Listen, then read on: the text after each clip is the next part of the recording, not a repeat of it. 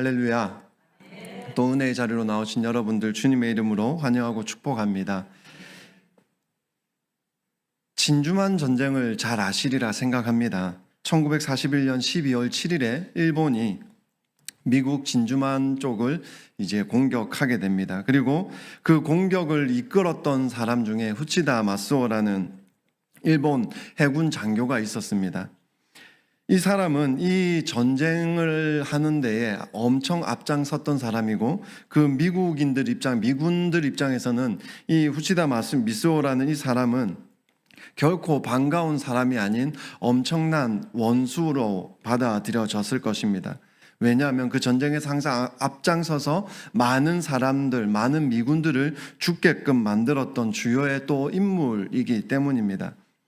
그런데 전쟁이 끝나고 난 뒤에 그의 삶에 특별한 변화가 찾아오게 됩니다. 일본군의 포로로 잡혔던 미군 병사였던 제이컵 디세이저라는 사람이 그 사람의 회심 이야기가 담겨져 있는 그 전도지를 우연히 그 미쏘라는 일본 장교가 보게 됩니다. 자신을 괴롭혔던 그 일본인들을 미워하는 그 디세이저가 성경을 읽으면서 하나님의 사랑을 깨닫고 회심하는 내용이 적혀 있었던 것이죠. 그리고 그 내용들을 보고 일본인들을 용서하는 그 모습이 이 미쏘는 조금 의아했습니다.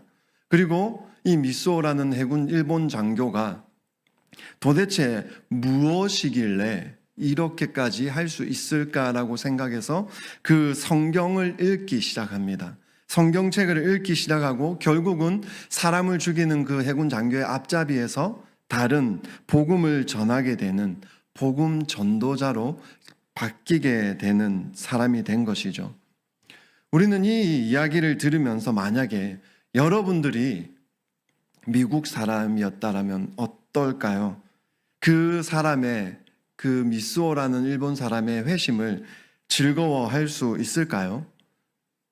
그냥 우리는 지금은 삼자의 입장이고 전지적 관점에서 그 이야기들을 듣다 보니까, 그리고 과거에 있었던 일이니까 넘어가기 쉽게 생각할 수 있겠죠. 만약에 그런데 내 가족이 실제로 그 사람 손에 죽었고 그 사람이 회심했고 나는 이제 회심해서 이런 사람이 되었다라고 한다면 우리는 하나님 감사합니다, 저 사람도 구원해 주셨군요 라는 고백을 쉽게 할 수 있을까요? 결코 쉽지 않을 겁니다. 어느 누구도 마음속에 미워하는 사람이나 원수를 향해서 그 용서의 마음을 가진다는 것은 결코 쉽지 않는 일이기 때문입니다. 마음 한구석에 다른 사람은 몰라도 저 사람만큼은 용서 안 하셔야죠 하는 마음이 도리어 더 깊이 차지하지 않겠습니까? 오늘 본문에 등장하는 요나의 마음이 그러합니다. 요나는 니느웨에 가서 복음을 전하기 너무나 싫어했습니다. 자신의 생명을 가져가라 할 정도로 요나는 너무나 싫어했죠. 그리고 아수르는 이스라엘을 위협하던 그 원수들이었습니다. 그들이 구원을 받는다, 이스라엘 백성 입장에서는 결코 환영할 수 있는 일이 아니라는 거죠. 차라리 하나님께 심판받아야지, 그래 너희들이 그렇게 악한 일을 저질렀으니 심판받아야지 라고 생각하지 않겠습니까? 실제로 그 니느웨 아수르 사람들이 엄청난 악행들을 많이 저질렀던 사람들이거든요. 그러다 보니까 요나는 그게 싫어서 도망을 쳤고 그곳에서 하나님의 말씀을 전하지 않으려고 합니다. 그런데 오늘 본문 말씀 1절의 시작점을 보시면은 이렇게 기록되어 있습니다. 한번 1절 말씀을 다 같이 한번 읽어보도록 하겠습니다. 1절입니다. 시작.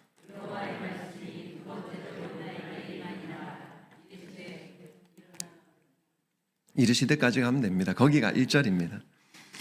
제가 이 본문 말씀을 묵상하고 또 묵상하면서 참 마음에 너무나 와닿고, 제 마음을 설교를 준비하면서 내용은 무거운 내용인데도 참 마음을 행복하게 미소 짓게 했던 한 문장이 있습니다. 그것이 무엇이냐면 두 번째로라는 말입니다.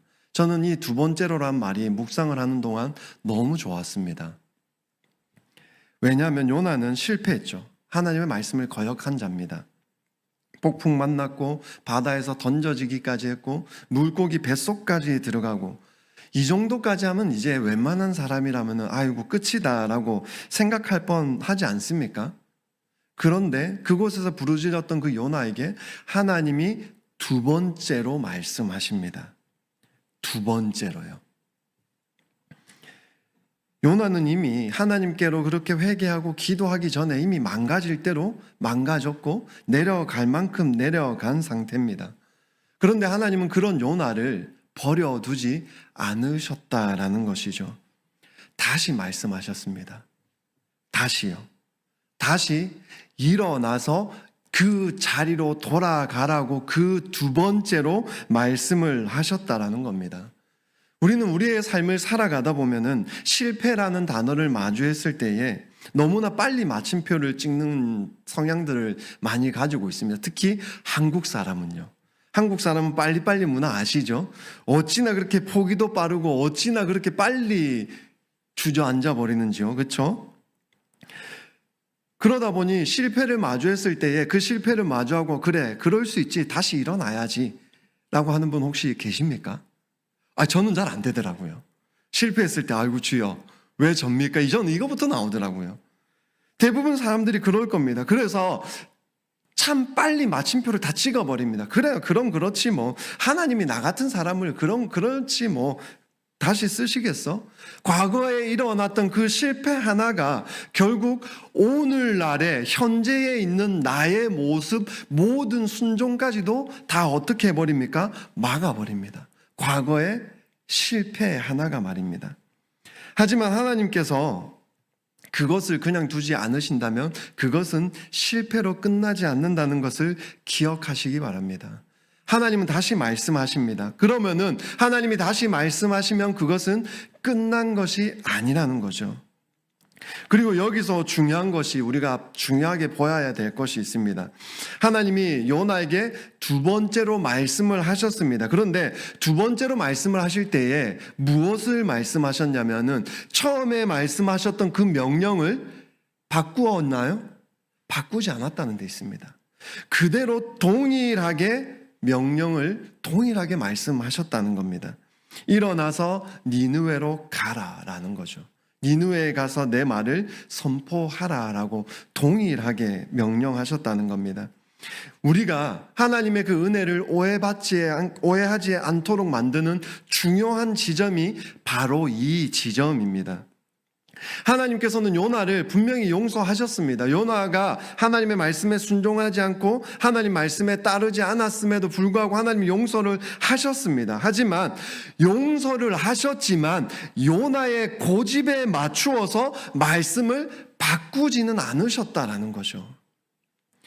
네가 니느웨 그렇게 싫어? 알았어. 그럼 너가 니느웨 너무 싫으니까 그럼 다른 곳에 갈래? 라고 하지 않으셨다라는 거죠.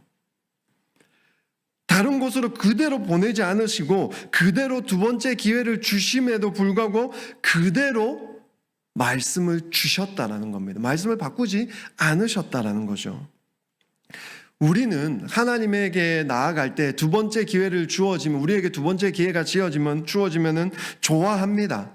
좋아하지만 하나님 기회를 주셔서 감사합니다. 열심히 섬길게요. 하지만 동일한 두 번째 순종과 섬김은 no라고 합니다. 그렇지 않습니까? 용서받고 싶습니다.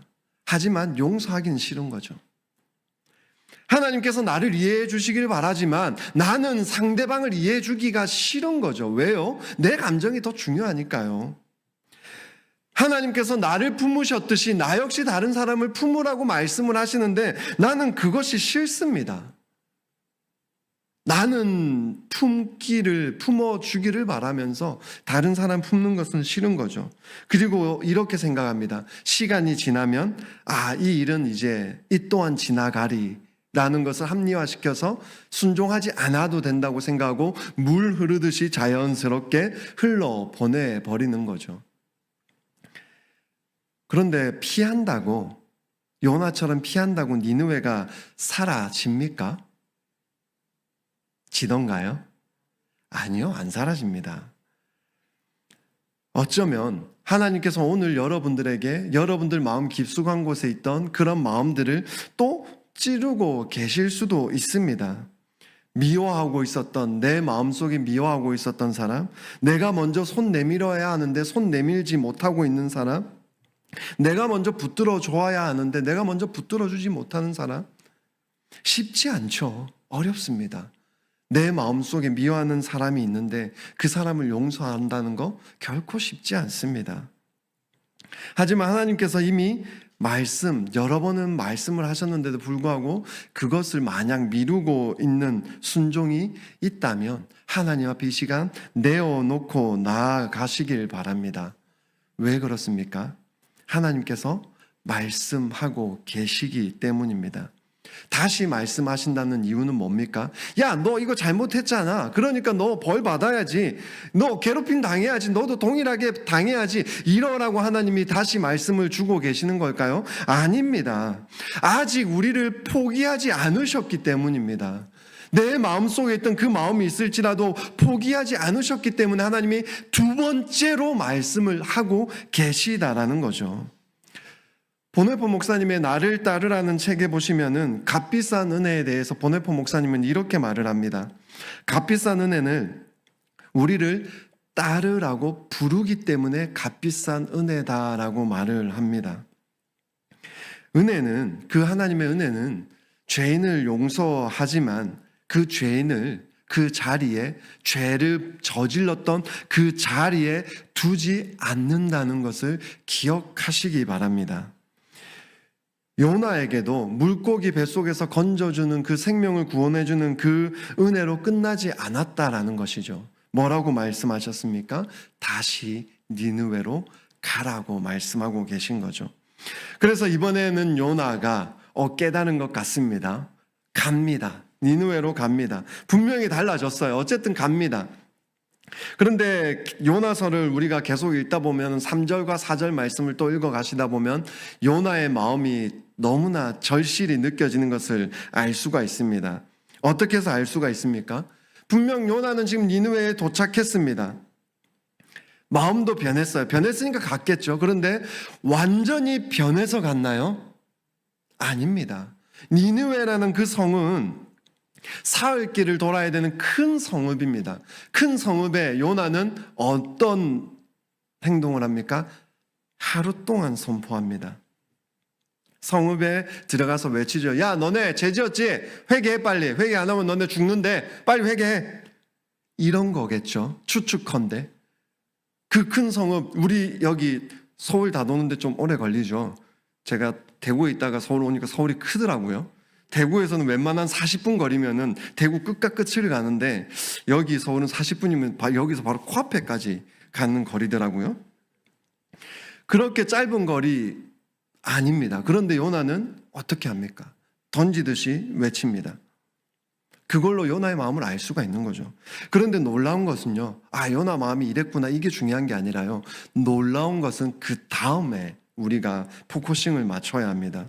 무엇입니까? 너희들 여러분 죄 지었으니까 회개하셔야 돼요. 간절한 마음이 아니라 죄 지었잖아. 그래 알아서 해. 이제 회개하면 될 거야. 회개. 이런 식으로 말하고 있는 요나의 그 외침에 어떤 일이 일어납니까? 하나님을 믿기 시작합니다.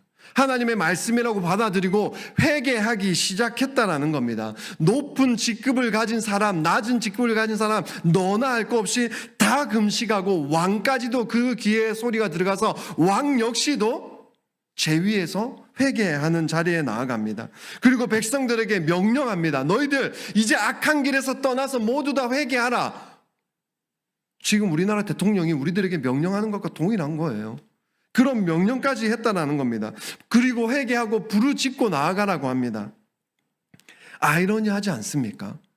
분명 요나는 간절한 마음으로 니느웨가 돌아오기를 바라는 마음으로 선포했던 게 아니라 정말 너네는 회개받고 회개하고 구원 안 받았으면 좋겠는데 라는 마음으로 전했을 것인데 그런 마음과는 다르게 기대하지 않았던 니느웨는 어떻게 합니까? 회개하기 시작합니다. 하나님께 부르짖기 시작합니다. 여기가 우리가 기억해야 될 포인트라는 거죠. 선지자는 지금 어떻습니까? 하나님의 말씀을 전하는 선지자는 정작 하나님의 말씀과 더불어 살아가야 하는 선지자는 마음이 굳어 있는데, 지금 도리어 죄 속에 가득 차 있던 니느웨 백성들은 어떻게 합니까? 회개하고 있다라는 정말 역설적인 현장이 지금 이 현장이라는 겁니다. 우리는 이것을 통해서 무엇을 볼 수 있습니까? 사람의 마음을 변화시키는 것은 사람에게 있는 것이 아니라 누구에게 있다라는 겁니까? 하나님에게 있다는 겁니다. 할렐루야. 이것이 우리에게 너무나 큰 위로가 되지 않습니까? 지금 여기 앉아 계신 여러분들에게 너무나 큰 위로의 말씀이지 않습니까? 우리는 이렇게 생각을 많이 해요. 내 능력이 부족해서, 내 기도가 부족해서 안 될 것 같아.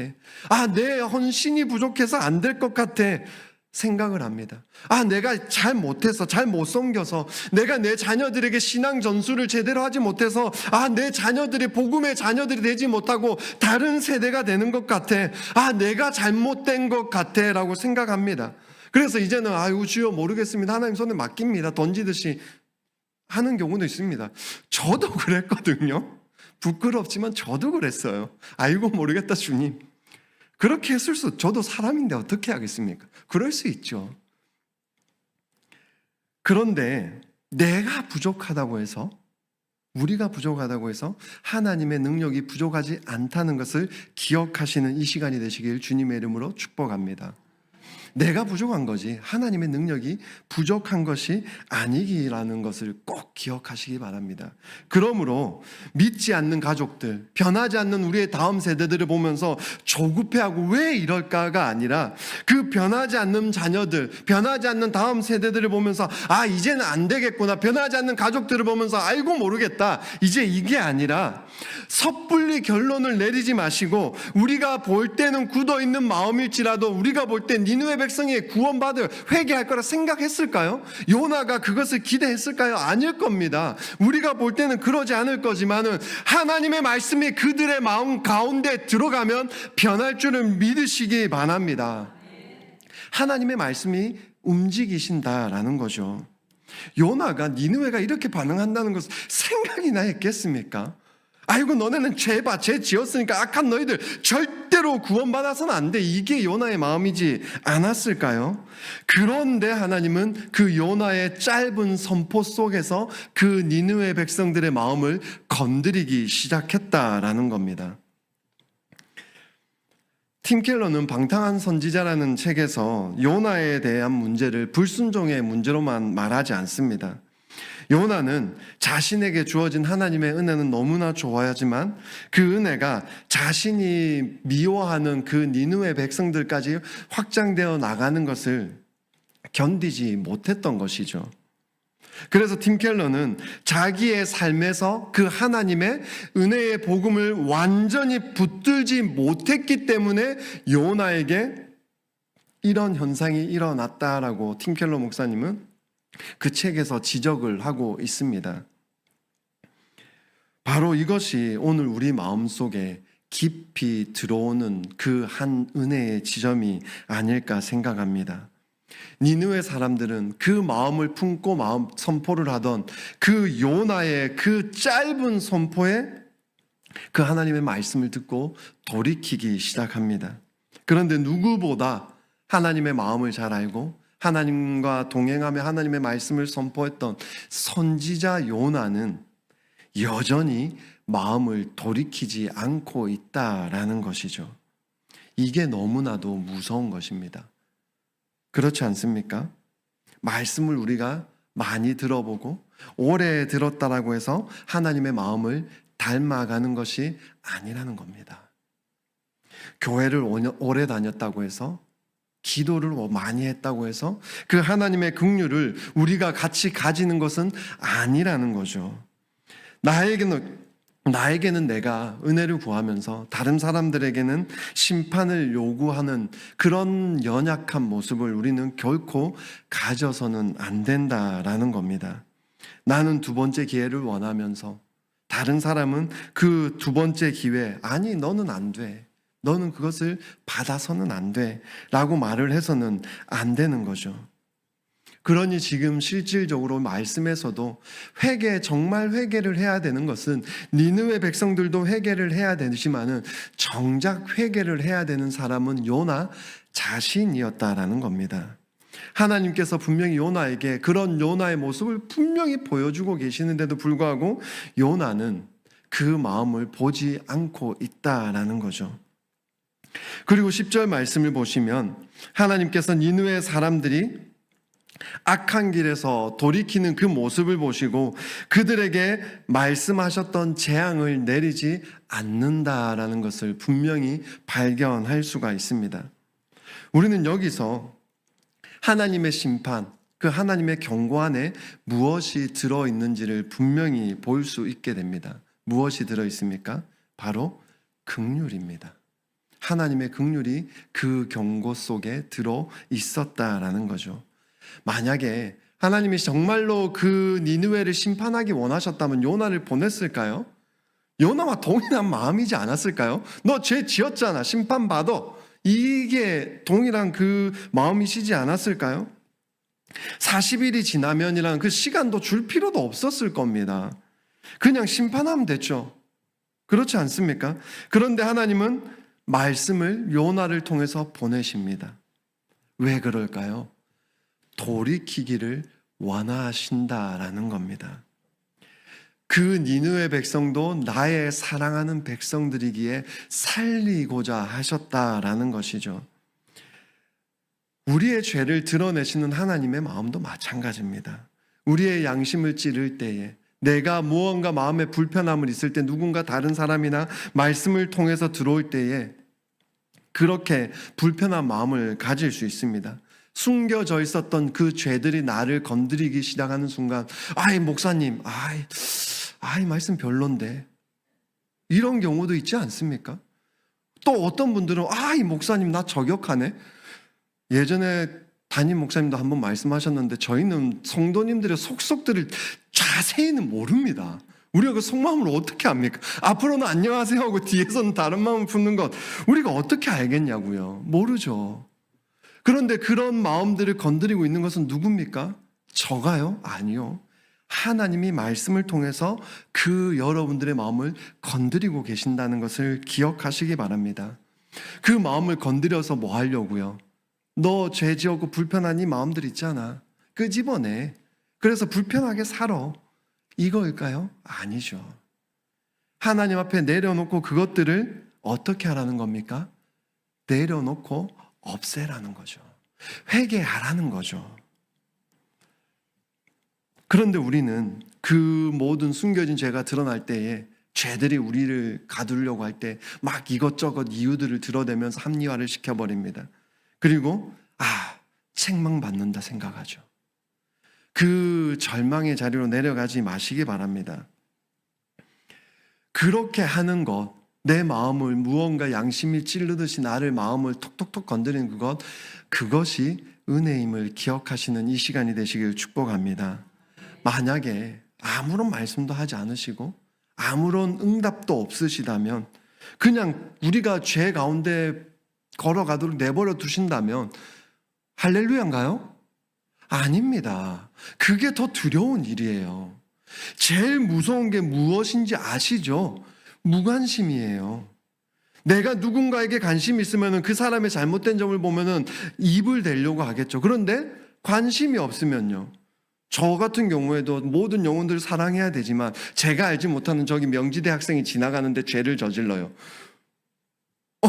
그 학생이 저지르는 거죠. 안타깝지만 저는 모르는 거죠. 그렇지 않습니까? 최고로 무서운 것은 무관심이라는 것을 기억하시기 바랍니다. 그런데 지금 여러분들의 마음을 두드리고 있는 것이 있다면 그것이 은혜임을 기억하시기 바랍니다. 왜냐하면 하나님이 아직까지 기억하시고 관심을 두고 있으시기 때문입니다. 사랑하시기 때문이라는 겁니다. 요나는 니느웨가 심판받기를 원했죠. 그런데 우리는 어떠합니까? 요나의 모습을 통해서 예수 그리스도를 분명히 발견해야 됩니다. 요나처럼 그러한 마음을 가질지라도 요나의 마음처럼 우리에게 만약에 적용을 시켜볼까요? 어떻게 되겠습니까?